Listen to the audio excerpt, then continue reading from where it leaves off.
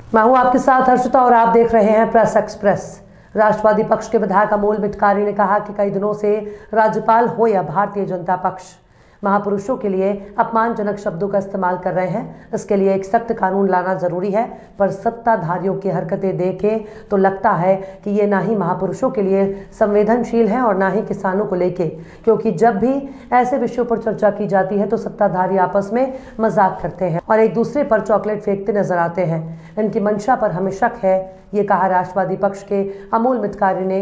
और किन मुद्दों पर सरकार के खिलाफ मोर्चा खोला, देखिए नागपुर विधानसभा से प्रेस एक्सप्रेस की ये रिपोर्ट। इस समय हमारे साथ में अमोल मिटकारी जी। अमोल सर, ये बताइए, जिस तरीके से आज से ही नहीं काफ़ी समय से राज्यपाल हो या कोई अन्य पार्टी के सदस्य हो, उनके द्वारा जो है जो महापुरुष हैं उनका अपमान किया जा रहा है, अपमानजनक शब्दों का इस्तेमाल किया जा रहा है उनको लेकर के। आज सर आपने जो है पटल पर इसके लिए विरोध जताया और आवाज़ उठाई। सर क्या विरोध जताया और सत्ता पक्ष की तरफ से क्या आपको जवाब मिला? देखिए, कुछ महीनों से भारतीय जनता पार्टी के बेताल बादशाह जिस तरीके से हमारे महापुरुषों के खिलाफ अनशन बातें बके जा रहे हैं, उनके खिलाफ एक सख्त कानून हो, ऐसी हमारी विपक्ष की भूमिका थी। और वरिष्ठ सभागृह के हमारे विपक्ष के नेता अंबादास जी दानवे, इन्होंने 289 का प्रस्ताव रखा था और उसमें ये अपेक्षा की थी कि महाराष्ट्र में शिंदे फडणवीस सरकार ऐसा कानून लाए कि कोई भी महापुरुष हो, उनके खिलाफ अगर कोई गलत बात कहता होगा तो उसके खिलाफ कड़ी एक्शन ली जाए।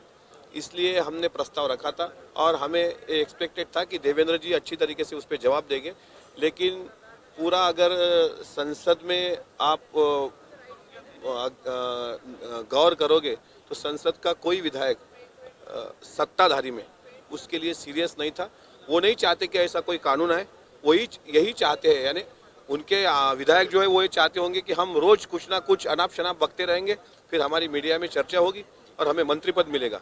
अरे तुम पॉलिटिक्स के लिए अगर महापुरुषों का इस्तेमाल करते होगे तो ये महाराष्ट्र कभी सहन नहीं कर सकता। आज उनकी सत्ता कल नहीं भी रह सकती, लेकिन इस तरीके से उन्होंने हमें सहकार्य करने की, जैसे सीमावाद पे उन्होंने हमें सपोर्ट किया, हमने उनको सपोर्ट किया, वैसे इस विधेयक पे उन्होंने सपोर्ट करना चाहिए था, लेकिन ऐसा सपोर्ट उनसे नहीं मिला।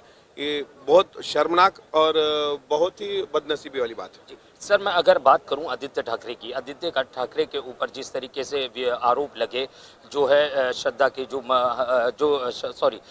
एक्ट्रेस का जो सुसाइड केस है उसको लेकर के, तो वहां पे तुरंत ही एसआईटी गठित कर दी गई और उस पर जांच बिठाने की बात कर दी गई उस पूरे मामले को लेकर। तो सर महापुरुषों का इतने बड़े पैमाने पर अपमान हो रहा है, इतने अपशब्द बोले जा रहे हैं, उसके ऊपर कानून क्यों नहीं बनाया जा रहा है? तो वो कल तो संजय राउत साहब ने भी बोला था कि एसआईटी की मांग करना हो तो राज्यपाल के खिलाफ करो, जिसने इस तरीके से बेतुके बयान किए। आदित्य जी की उम्र 32 साल की है, लेकिन पूरे भारतीय जनता पार्टी को उन्होंने तहस नहस कर दिया। पूरे अधिवेशन में आप देखोगे तो किस तरीके से आदित्य जी को बदनाम किया जाए, इसकी पूरी साजिश वो कर रहे हैं। जिस तरीके से वो एसआईटी, अब देखिए, मैंने नरेंद्र मोदी जी के नाम का खाली उल्लेख किया सभागृह के अंदर, वो मेरा तो ट्वीट नहीं था, वो सुब्रमण्यम स्वामी जी का था। तो जिस तरीके से बवाल बीजेपी वालों ने खड़ा किया, मैं उनसे यही तो विनती करता हूँ कि शिवाजी महाराज के बारे में, जब महात्मा ज्योतिराव फुले के बारे में जब राज्यपाल भगत सिंह कोश्यारी ने बेतुका बयान किया, तो उस वक्त ऐसे वो बवाल क्यों नहीं खड़ा किया आपने? अरे किस तरीके से भारतीय जनता पार्टी की थर्ड क्लास राजनीति है, ये पूरा महाराष्ट्र देख रहा है।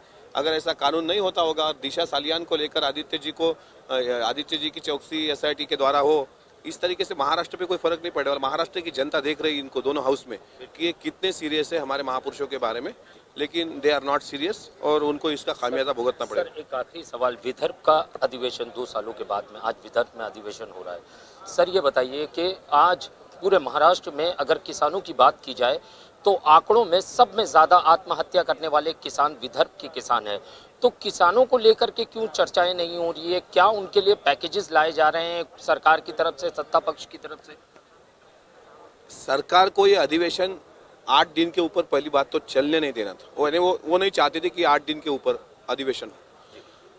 अब विदर्भ का जो किसान है, आज देखिए, आज 27 दिसंबर है, आज देश के पहले कृषि मंत्री डॉक्टर पंजाबराव देशमुख जी, इनकी जयंती है, 124वीं जयंती है। देखो विधान भवन के पूरे कैंपस में आपको कहीं अभिवादन दिखा उनका? कहीं नहीं। आज तो गवर्नमेंट ने अभिवादन करना चाहिए था भाऊ साहब पंजाबराव देशमुख जी को, लेकिन कहीं अभिवादन दिखा नहीं। इसका भी मैंने खेद व्यक्त किया सभागृह के अंदर। वो अगर डॉक्टर भाऊ साहब पंजाबराव देशमुख की जयंती नहीं मना सकती गवर्नमेंट, तो किसानों को क्या न्याय देगी?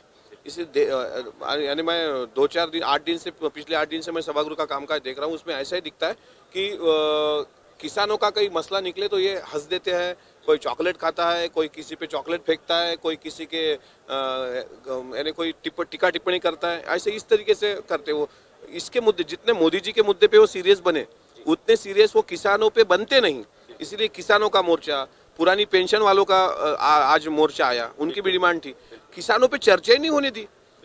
क्यों नहीं अब्दुल सत्तार ने ये घोषित किया सूखा, जो सूखा घोषित करना चाहिए था? तो क्या है उसको, अगर अब्दुल सत्तार महाराष्ट्र के कृषि मंत्री है तो हमारी बहुत बड़ी बदनसीबी है कि ऐसा इंसान जिसने कृषि मंत्री होने के बावजूद भी जिस तरीके से भ्रष्टाचार किए, उनको रहने का कोई नैतिक अधिकार तो है नहीं। और जब किसानों की चर्चा चलती है तो वो सीरियस नहीं होते, इसलिए किसानों की आत्महत्या भी बढ़ रही है। और किसान दिन ब दिन, आज कपास को देखिए आप, 6 से 7 हजार रुपये मेरे ख्याल से रेट है।